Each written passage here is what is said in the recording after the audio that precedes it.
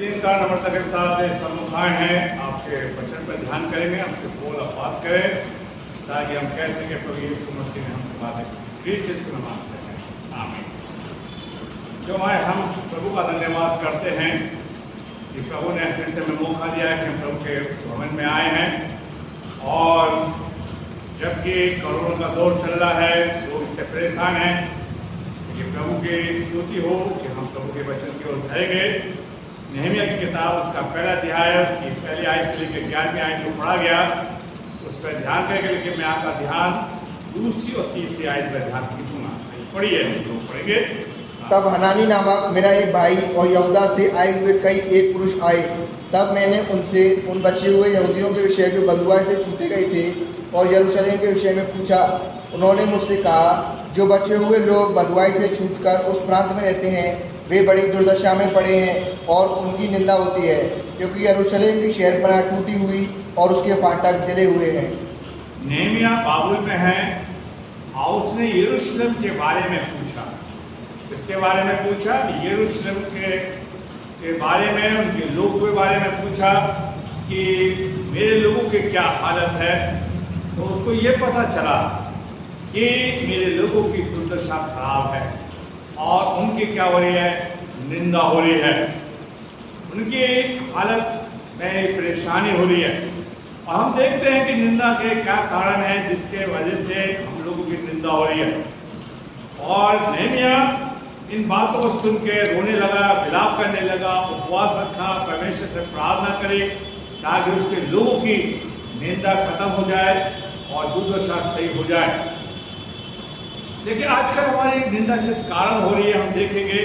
गलत काम करने पर, गरीबी के कारण निंदा होती है, बच्चे अगर उन्नति ना करें तब हमारी निंदा होती है, पाप हो जाए तो उसके कारण हमारी निंदा होती है, गरीबी किसी कारण गरीबी आ जाए, पैसा खत्म हो जाए तब निंदा होगी, पैसे के ना होने के कारण हमारे लोग निंदा करेंगे, या सब चीजें हमारे से उजड़ जाए तो हम टूट जाएंगे तो हमारे लोग क्या करेंगे, निंदा करेंगे और आलोचना करेंगे।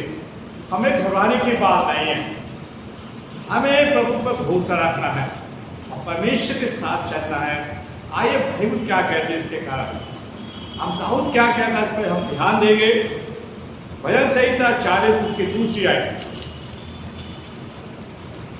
उसने मुझे सत्यानाश के गड्ढे उसने मुझे सत्यानाश के खड्डे में से उठाया है और कहाँ बिठाया है, दलदल की कीच में से उबारा। दलदल की कीच से जहां मेरी निंदा होती थी, जहां मेरी दुर्दशा थी, आप प्रभु ने मुझे राजा बना दिया। ठीक है, प्रभु ने मुझे ऊंचाई पर बिठाया है। उस चीज को कहना है आप अगर नाश हो जाए, हम सब कुछ बर्बाद हो जाए, अगर लोग हमारे आलोचना करना है, लेकिन हमें परमेश्वर पर क्या करना है, विश्वास करना, और लोग प्रभु हमारी उस चीज को पल भर में क्या कर देगा, खत्म कर देगा। और आगे हम देखते हैं कि प्रभु का दास कहता है मुझे सत्यानाश के गड्ढे से उठाया है, बर्बादी की वजह से उठा के चट्टान में बिठाया। आगे हम देख रहे हैं कि हमारे पास देखिए और भी प्रभु का वचन क्या कहता है, यूहन्ना क्या कहता है, हम उसको भी देखेंगे कि परमेश्वर हमारे पास ऐसा सहायक है जो हमें इस दलदल से, इस निंदा से, इस दुर्दशा से छुटकारा दे सकता है। आइए हम पढ़ते हैं पहला यूहन्ना उसका पहला अध्याय उसकी 9वीं आयत। यदि हम अपने पापों को मान लें तो वे हमारे पापों को क्षमा करने और हमें सब अधर्म से शुद्ध करने में विश्वास योग्य और धर्मी है। क्या कहता है, प्रभु हमारे लिए विश्वास योग्य है, परमेश्वर हमारे लिए धर्मी है, परमेश्वर हमारा बचाने वाला है, परमेश्वर हमारी बदनामी को दूर करने वाला है और सारी चीजों को हमारे ऊपर से ले लेगा। यूहन्ना 1:29 को हम पढ़ते हैं, मैं पढ़वाऊंगा नहीं, यीशु मसीह के यूहन्ना लिखता है, देखो जगत का मेमना हमारे सब पापों को, हमारी सारी बदनामी को, हमारी सारी दुर्दशा को अपने ऊपर उठाए ले जा रहा है ताकि हम उसके बच्चे, उसके बेटे बेटियां बनकर जी सके। मेरे प्यारे भाइयों बहनों, आगे प्रभु का वचन क्या कहता है देखिए कि अगर आप टूट जाए कोई बात नहीं, आप निराश हो जाए कुछ बात नहीं, आपके अगर निंदा हो रही कोई बात नहीं, परमेश्वर आपको भी फिर संभालेगा। परमेश्वर आपकी निंदा को दूर करेगा। दाऊद से पाप हुआ, क्या कहता है देखिए दाऊद, भजन संहिता 51 उसकी 17 में आई। टूटा मन परमेश्वर के योग्य बलिदान है। हे परमेश्वर, तू टूटे और पिसे हुए मन को तुच्छ नहीं जानता। क्या कहता है? दाऊद टूट चुका था, उसने व्यभिचार किया और परमेश्वर ने उसकी बदनामी को, उसकी निंदा को पल भर में क्या कर दिया? खत्म कर दिया। और परमेश्वर हमसे ऐसा चाहता है कि हम उसके पास जाएं और उसे अपने दिल की हालत को बताएं। व्यवस्था वितरण देखिए, व्यवस्था वितरण उसका 28वां अध्याय की पहली आयत से पढ़ने से पहले हम प्रभु के लोग थे। क्या कारण हो गया कि लोग आज हमारी बदनामी करते हैं? क्या कारण है हमारी दुर्दशा के बारे में उंगली उठाते हैं? आइए हम देखते हैं प्रभु का वचन क्या कहता है। यदि तू अपने परमेश्वर यहोवा की सब आज्ञाएं जो मैं सब आज्ञाएं चर्च में जितने बैठे सब आज्ञाएं आगे जो मैं आज कि तुझे सुनाता हूँ, सुनाता है प्रभु, चौकसी से पूरी करने को चित्त लगाकर चित्त लगाए सुने तो वे तुझे पृथ्वी की सब जातियों में श्रेष्ठ क्या करेगा? सब जातियों में क्या करेगा? श्रेष्ठ करेगा। अगर हम उसकी आज्ञा को नहीं मान रहे, अगर हम उसकी आज्ञा को के पर चित्त नहीं लगा रहे और सुनते नहीं हैं, तो वहां पे हम पृथ्वी के श्रेष्ठ लोग ने कितने भी कहते हो प्रभु के लोग हैं। आज क्या कारण है कि हम उसकी आज्ञा को नहीं मान रहे? आज एक कारण है कि हम उसके चित्त को अपने हृदय में नहीं लगा रहे, उसके वचन को, और ना उसकी आज्ञा को सुनते हैं, अनसुनी कर रहे हैं। दाऊद तो लिखता है भजन संहिता 119 की 11वीं आयत के अंदर, भजन संहिता 119 की 11वीं आयत में कहता है कि मैंने तेरे वचन को अपने हृदय पर रख छोड़ा है ताकि मैं तेरे विरुद्ध क्या ना करूं? पाप ना करूं। हम उसकी आज्ञा को माने, उसके नियम को सुने और मन लगाएं। प्रभु जोशुआ से कहता है कि इस व्यवस्था की पुस्तक की अपने चित्त पर लगा और दिन रात इस पर ध्यान कर, ऐसे करने से तेरे कार्य क्या होंगे? सफल होंगे। मेरे प्यारे भाइयों बहनों, प्रभु चाहता है कि हमारे जीवन के अंदर क्या करें? हम उसकी आज्ञा को माने। देखिए, प्रभु आपको बदनामी में नहीं पड़ने देगा, आपकी दुर्दशा को बचाने के लिए आएगा, आपकी निंदा को दूर करने के लिए आएगा। सबसे अच्छी आयत निर्गमन उसका 30 अध्याय उसकी 7 से 9 आयत तक पढ़िए। फिर यहोवा ने कहा, और यहोवा ने कहा, मैंने अपनी प्रजा के लोग जो मिस्र में है, जो हाथरस में है या मिस्र में है या आगरा में है, चाहे कहीं पर भी है, मैंने उनके दुखों को, उनकी निंदा को, उनकी परेशानी को, उनको सब कुछ देखा है। आगे, और उनकी जो चिल्लाहट परिश्रम करने वाले के कारण होती है। आगे, उसको भी मैंने सुना है, मैंने उनको सुना है, और उनकी पीड़ा पर मैंने चित्त लगाया है। पीड़ा पर, किस पर? दुखों पर, उनकी निंदा पर। कोई आपकी निंदा पर कोई मन नहीं लगाएगा, प्रभु लगाता है। आपको उसके निंदा में पड़ने नहीं देगा, उसको दूर करने के लिए तैयार है। और प्रभु कहता है मैं उतर आया। 8वीं आयत को कहता है, 8वीं आयत को पढ़िए, 8वीं आयत। इसलिए अब मैं उतर आया हूँ। क्या कहता है प्रभु? आपकी निंदा को, आपकी दुर्दशा को, आपके परिश्रम को, जो भी आपके अंदर कोई भी बात है, कमी है, उसको दूर करने के लिए परमेश्वर आपके घर में, आपके चर्च में, सबके घर में आएगा दुर्दशा को दूर करने के लिए। कितनी बड़ी बात है। हमें प्रभु उसको आज छोड़ेगा नहीं। खुदा करे प्रभु आपको बचाने के लिए करा। और फिर कहता है प्रभु कि मैं तुम्हें उत्तम देश दूंगा, एक उत्तम स्थान दूंगा जिसमें दूध और मधु की धारा बहती, जैसे हाथरस के अंदर। यहाँ बहुत अच्छा है, दूध बहुत सस्ता है, मिठाई बहुत सस्ती है, खाने पीने की ऐसे लगता है कि इस्राइल कंट्री यही है। हाँ, इसका आनंद लो, इस शहर का आनंद मैं खूब लेता हूँ। तो खुदा कहता है मैं तुम्हें एक ऐसा जिसमें दूध मधु की धारा है, वो हाथरस है। अगर इसका आनंद नहीं है, क्या खुदावन से कहे आप छुड़ाने आए? प्रभु ने कितने लोगों को छुड़ाया था, कितने लोगों को बचाया था। प्रभु इस चीज को आपसे कह रहा है। आइए, अगर हम उसकी आज्ञा को नहीं मानते तो हमारा वो असल नोमी जैसा होगा। आज हमारी, देखिए मैं आपको बता रहा हूँ, प्रभु निंदा को छुड़ाने के लिए आया, उतर के आया। और नोमी ने पाप किया। रूत की किताब, रूत उसके पहला अध्याय उसकी 20वीं और 21वीं आयत को पढ़े। उसने उनसे कहा, मुझे नवमी ना कहो, नोमी ना करो, मुझे मारा कहो। मारा कहो। देखिए गलती तो नोमी ने करी हो, दोष किस पे लगा रही है? परमेश्वर। यीशु परमेश्वर ने कहा था कि तुम अन्य जातियों से क्या ना करना? सेवा ना शादी करना। मत करना। हम लोग भी बहुत से लोग हैं लालच के वजह से हिंदुओं से शादी कर लेते हैं, समझे? लेकिन प्रभु क्या कह रहा है? नहीं। और उसने न जाके मुआवी लोगों से शादी कर ली अपने बच्चों की।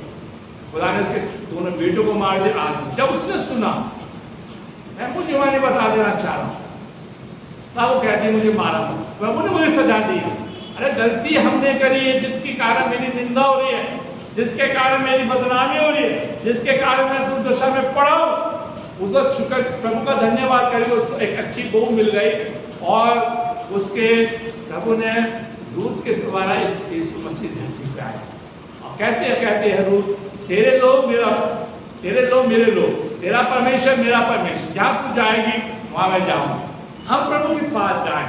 और प्रभु ने रूत को सारी सब चीजों से भरपूर किया, नोमी की बदनामी को दूर किया और उसकी सेवा कर दी। लेकिन शैतान किसी को उभार सकता है। मैं वो जो माने एक आयत को पढ़वाना, वो बोलना चाहता हूं। प्रभु ने आयुब से कहा, प्रभु आयुब से कहता था कि मेरा बहुत अच्छा जन, लेकिन ये बात प्रभु से मिलने आता था आयुब से, और शैतान को बहुत बुरा लगता। एक दिन शैतान भी प्रभु के सामने खड़ा करने लगा और फिर प्रभु शैतान से कहता, तूने मेरे जन को देखा? हाँ देखा, कितना मेरे पति वफादार है। और शैतान को बड़ी उसकी संगति बहुत बुरी लगती थी। अगर हम उसकी 11वीं अध्याय की 11वीं आयत को पढ़ने में जो है, तो शैतान क्या जवाब देता है? तो उसका सब कुछ बर्बाद करते तेरे सामने क्या करेगा? बदनामी करेगा, तेरी निंदा करेगा। आयुब क्या कहता है? प्रभु ने अगर सुख दिया है तो उसके हाथ से क्या ले? दुख। ना मैं कुछ लाया हूं ना मैं कुछ, शैतान मुंह की खा के फेंके, कोई बात नहीं। अगर हमारा सब कुछ बर्बाद हो जाए तो परमेश्वर ने आयुब को सब कुछ 4 गुना और लौटा दिया, 2 गुना और लौटाया, सब कुछ दुगना दिया। लेकिन वो ईश्वर के प्रति वफादार रहा। आइए भजन संहिता दाऊद क्या कहता है? भजन संहिता में हम देखते हैं, भजन संहिता 31 उसकी 12वीं आए। हाँ, भजन संहिता 31 की 12वीं आए पढ़िए। मैं मृतक के समान लोगों के मन से विसर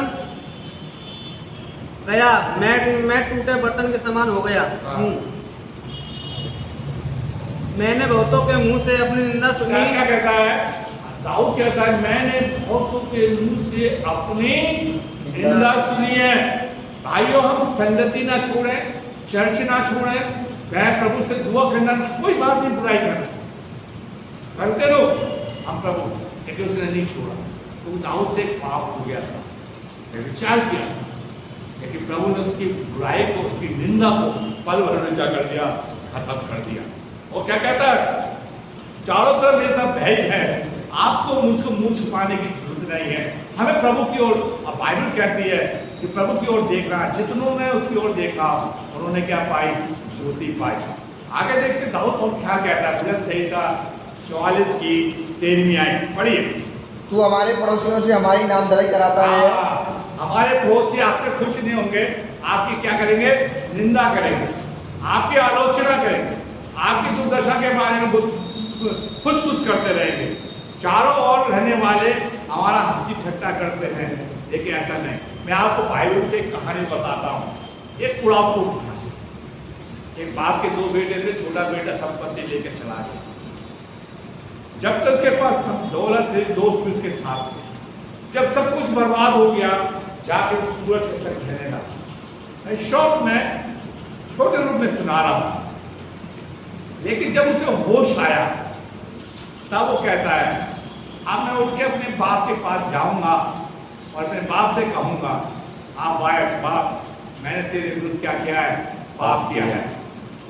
उसी बाप ने उसकी बुराई को एक पल भर में, प्रभु ने उसकी बुराई को पल भर में क्या कर दिया? खत्म कर दिया। उसके कपड़े बनाए, पहनाए नए कपड़े, अंगूठी बनाए, एक बच्चा कटवाया, दावत दी, और सारी बुराई क्या हो गई? पल भर में क्या हो गया?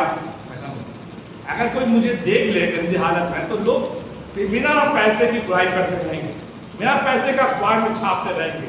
लेकिन बाइबल हमें सिखाती है कि हमें प्रभु हमारी बुराई की पलवल में छाप देगा। भाई अशाया लिखता है उसके 38वें अध्याय के अंदर, देख मैं तेरे पापों को अपनी पीठ के पीछे क्या कर देता हूँ, तेरी बुराई को पीछे फेंक देता हूँ, फिर उसको मैं स्मरण नहीं करूंगा। आइए यीशु मसीह निंदा के बारे में क्या कहते हैं नए नियम के अंदर। भजन मत्ती कीजिए उसका 5वां अध्याय 11वें और 12वें अध्याय। धन्य हो तुम हाँ, जब मनुष्य मेरे कारण तुम्हारी निंदा करे। क्या करे? तुम्हारी निंदा करे। और क्या आज मसीहों की क्या करते हैं लोग? निंदा करते हैं। क्या कहते हैं? तुम इस जात से आए हो, जाति से आए हो, तुम ऐसे आए हो, गरीब लोग थे, ये तो कोई बात नहीं, ठीक है। लेकिन हम भी, हमारे में कमी है कि हम लोग भी अब पौलुस कहता अपने बुलाए जाने का सोचो कि प्रभु ने तुम्हें कहां से बुलाया है। तो है यीशु मसीह कहता है जब लोग तुम्हारी निंदा करें तो क्या मानना? धन्य है वो, ठीक है।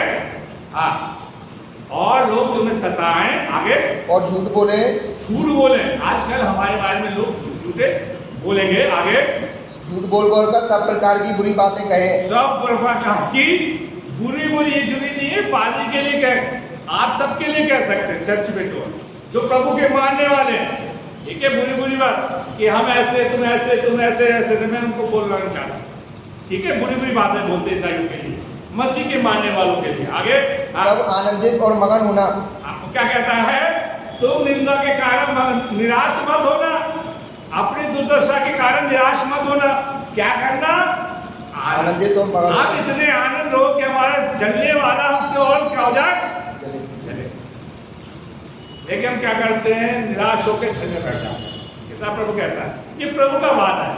क्या कहता है? अब तक तुम आनंद और मगन होना कि तुम्हारे लिए स्वर्ग में क्या रखा है? बड़ा फल है। बड़ा फल है। अगर तुम्हारी निंदा हो रही प्रभु के लिए, आप प्रभु को मानते हैं, तो प्रभु ने आपको क्या कर रखा है? बड़ा स्वर्ग दे रखा है।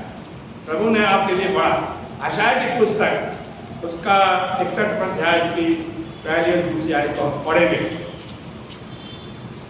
प्रभु यहोवा का आत्मा मुझ पर है, क्योंकि यहोवा ने सुसमाचार सुनाने के लिए मेरा अभिषेक किया। क्या मेरा अभिषेक किया है? आगे में किसका अभिषेक किया? प्रभु का किया। आगे, मुझे इसलिए भेजा है कि खेदित मन के लोगों को शांति हो। जो दुखी है, जिनकी निंदा होती है, जिनकी दुर्दशा में पड़े हैं, उसके प्रभु का क्या किया गया?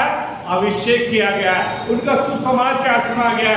आप अपने परिवार से पूछना कि प्रभु ने हमें कहां से बुलाया, हमारी दुर्दशा कैसी थी, कैसे प्रभु ने हमें चुना है, कैसे प्रभु ने हमें चुनकर यहाँ तक पहुंचाया है। मैं आपके सामने खेदित कहते था, आप सब जानते दुखी लोग हमें पहले ऐसा समय था कि लोग हमें बिठाना पसंद नहीं करते थे, अपने पास खड़ा नहीं होने दे, और प्रभु ने हमारा अपना अभिषेक करवा के हमें इकट्ठा किया है। मैं आपको बाइबल में से कहानी सुना, घर में बैठ के पढ़ना। यूहन्ना उसका 8वां अध्याय की पहली आयत से 11 आयत तक। एक आदमी, कुछ आदमी लोग, एक भीड़, कुछ आदमी, एक भीड़ एक स्त्री को यीशु के पास लाए। वो व्यभिचार में क्या करी गई थी? पकड़ी गई। लेकिन उसको नहीं लेकर आए जो आदमी थे, लाते तो दोनों को, पाप तो दोनों ने किया, एक को लेकर आए, एक को लेकर आए। लेकिन प्रभु का धन्यवाद, आपको मुझको भी प्रभु से कहना चाहिए, बाइबल कहती है सबने पाप किया, सबने क्या किया? पाप किया। और वो स्त्री को लागे इसके सामने रख दिया और भीड़ ने चारों तरफ से घेर लिया, उसकी आलोचना कर रहे हैं और प्रभु को दोष लगा रहे हैं। प्रभु से पूछ रहे हैं, यीशु मसीह ने, उसे तो पता है कि अब मेरा पथरवा करना है, लेकिन यीशु मसीह ने एक डायलॉग बोला कि जिसने पाप नहीं किया वो पहला पत्थर मारा। सब वहां से क्या हो गए? वो तो स्त्री शर्मिंदा थी, वो अपने गले की सजा को मालूम है से कि मेरी निंदा हो रही है, लोग मुझ पर दोष लगा रहे हैं। बाइबल में कहते तू व्यभिचार मत करना, कोई हो गया खुदा माफ करेगा। दाऊद से गलती खुदा ने माफ किया, उसकी निंदा को दूर किया। कि यीशु मसीह ने हमें सिखाया 7 की जगह 70 बार क्या करना चाहिए? लेकिन हम क्या करते हैं? उछालते हैं। तो छालने में मैं बड़ा मजा आता है, छालने में मजा नहीं आएगा। आप उसको क्या कर रहे हैं? प्रभु तो उससे आनंद कर रहा है, तो मगर उसे मालूम मैंने पाप किया। लेकिन हम देखते हैं स्त्री, जब प्रभु सब लोग चले गए, कोई स्त्री प्रभु के कदमों पर बैठी हुई है, और प्रभु कहते हैं बेटी वो सब कहाँ गए? वो स्त्री कहती है मुझे नहीं मालूम, किसी ने तुझे सजा दी कि नहीं दी? और प्रभु कहते हैं बेटी मैं भी तुझे सजा नहीं देता, फिर पाप मत करना, जा। प्रभु ने उसकी निंदा को 2 मिनट के अंदर, आप सोचो जब वो जारी होगी वो यही कहती होगी प्रभु ने मुझे पाप क्या किए हैं? क्षमा किया। मैं आपके सबको प्रभु के प्रभु कितना महान है। पौलुस कहता है इफिसियों की पत्री उसका 6वां अध्याय 10 से 12 को पढ़ी, 10 से 12। इसलिए प्रभु में और उसकी शक्ति के प्रभाव में बलवंत बनो। आगे परमेश्वर के सारे हथियार बांध। पौलुस कहता है कि तुम मसीह को पहन लो, उसके हथियारों को बांध लो है अपने शरीर में, ताकि निंदा दुर्दशा आपको क्या ना कर सके, निराश ना कर सके, आपके शरीर में घुस ना सके। और शैतान का सबसे बड़ा हथियार क्या है? निराश करना। शैतान का काम है आपकी बुराई करवाना लोगों से, आप अनसुनी कर देते, ठीक है। और पौलुस कहता है उसे पहन लो, मसीह को पहन लो। पौलुस कहता देखिए 2 कुरिन्थियों उसका 5वां अध्याय उसकी 17वीं आयत, 2 कुरिन्थियों उसका 5वां अध्याय उसकी 17वीं आयत। हाँ, इसलिए यदि कोई मसीह में है, क्या जो मसीह में है तो वह नई सृष्टि है। हाँ, वो नई सृष्टि है। प्रभु आपको नया बना देगा, आपकी निंदा को दूर कर देगा, आपके जीवन के अंदर क्या कर देगा? एक नया रूप दे देगा। मेरे प्यारे, आइए हम आखिरी क्षणों में जाना चाहते हैं यूहन्ना उसके 4 अध्याय की 29वीं आयत। आओ एक मनुष्य को देखो, आओ एक मनुष्य को देखो जिसने सब कुछ जो मैंने किया, सब कुछ मैंने किया है मुझे बता दिया। हाँ, यहाँ पर चर्च में चित्र है। अगर लोग मुझसे पूछे, प्रभु ने उस स्त्री से कहा कि तू 5 पति कर चुकी, कितने पति कर चुके हैं? 5। अगर हम कोई आपसे पूछे, मुझसे पूछे, तो आप अपने पाप की लिस्ट नहीं बता सकते, कोई नहीं बताएगा। सब चर्च के अंदर कितने धर्मी बैठे, कितने अच्छे बन के बैठे। और यीशु मसीह ने एक और धीरे से बोल दिया कि तू छठे के संग, वो भी तेरा पति नहीं। और यीशु मसीह ने कहा जब अपने पति को बुला ला, वो पूरे के पूरे गांव को बुला लाए। कोई ऐसा लगता है सारे गांव के लोग के पति नहीं, ऐसा नहीं है। हंसने की बात नहीं है कि आओ मुझे ऐसा व्यक्ति मिल गया है जो मैंने किया है, जिस कारण मेरी निंदा होती थी, मैं शरीर को बेचती हूँ, मेरी बुराई होती है, मैं दुर्दशा में पड़ी रहती थी। आज तो मुझे ऐसा इंसान मिल गया है, ऐसा मनुष्य मिल गया है, मुझे मसीह मिल गया है, जिसने मेरी निंदा क्या कर दी है? मुझे बता दूर कर। और गांव के लोग कहते हैं अब तेरी हमें कोई जरूरत नहीं कि हमने भी यीशु को अपनी आंखों से देख लिया, हमारी भी बुराई दूर हो। ये है तो हमारी निंदा। इसलिए नहमिया कह रहा है प्रभु तेरे लोगों की क्या हो रही है? निंदा हो रही है। आपको मुझे यीशु के पास जाना है, हमें मसीह के पास जाना है, वही हमारी निंदा दूर कर सकता है, वो हमारी बुराई को, और हमें लोगों को लेकर आना है। प्रभु आपको आशीष। आइए प्रार्थना। प्रभु जी हमको धन्यवाद देते हैं कि तू हमसे बहुत प्यार करने वाला परमेश्वर, तो हर एक की सहायता कर। ये बच्चा बड़ी कमजोरी के साथ बोया गया, इससे सीख। जो लोग सुनते हैं उनके जीवन में सबको आशीष। यीशु के नाम में।